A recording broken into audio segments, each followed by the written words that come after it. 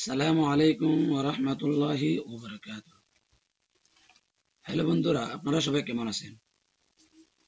আশা করি আল্লাহর রহমতে সবাই ভালো আছেন। আজকে আমি আপনাদের সামনে এমন একটা টিউটোরিয়াল নিয়ে এসেছি যেটা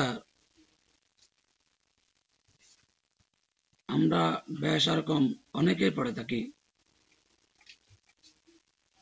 যেমন নাকি আমরা যখন এমএস ওয়ার্ডের মধ্যে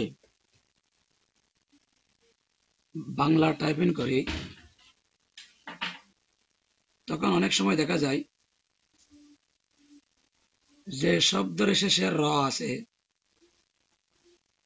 ওই শব্দের র লেখার পর যখন আমরা স্পেস দিই, আমি এখানে আমাদের লিখতেছি। বন্ধুরা দেখেন, র লিখলাম, আমাদের লিখলাম। এখন আমি যখন স্পেস দিব, দেখেন সাথে সাথে রটা ও এ পরিবর্তন হয়ে গেছে অটোমেটিকলি। আমি আবারও লিখতেছি, আপনারা সবাই ভালোভাবে খেয়াল করেন।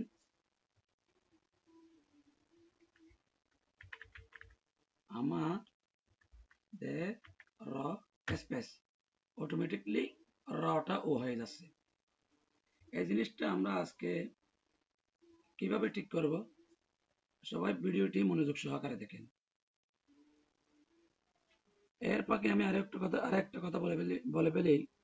আপনারা যদি আমার চ্যানেলে নতুন হয়ে থাকেন, তাহলে আমার চ্যানেলটিকে সাবস্ক্রাইব করে পাশে থাকা বেল আইকনটি বাজিয়ে দিন।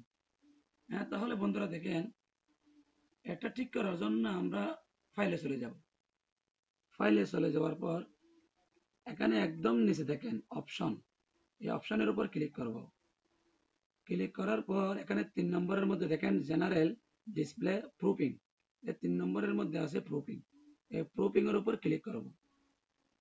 ক্লিক করার পর এখানে দেখেন কর্নারে অটো কারেক্ট অপশন, এই অটো কারেক্ট অপশনের উপর আমরা ক্লিক করব। ক্লিক করার পর দেখেন এখানে কতগুলো টিক মার্ক আছে, ওই সমস্ত টিক মার্ক গুলি আমরা তুলে দিব। তুলে দেওয়ার পর আমরা এখানে ওকেতে ক্লিক করব। ক্লিক করার পর এখানেও ওকেতে ক্লিক করব। ক্লিক করার পর এখানে আমরা লিখে দেখি সরআ মাকারমা দেখাদে র স্পেস।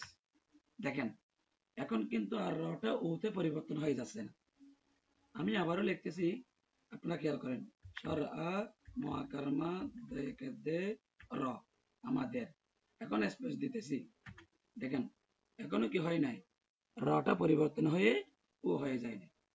বন্ধুরা, আপনারা যদি আমার ভিডিওটার মাধ্যমে সামান্য আপনার উপকার হয়ে থাকে, তাহলে আপনারা সবাই আমার ভিডিওটি লাইক কমেন্ট শেয়ার করে আমার চ্যানেলটি সাবস্ক্রাইব করে পাশে থাকা বেল আইকনটি বাজিয়ে দিন। দেখা হবে পরবর্তী ভিডিওতে আপনাদের সাথে। আসসালামু আলাইকুম ওয়া রাহমাতুল্লাহি ওয়া বারাকাতুহু।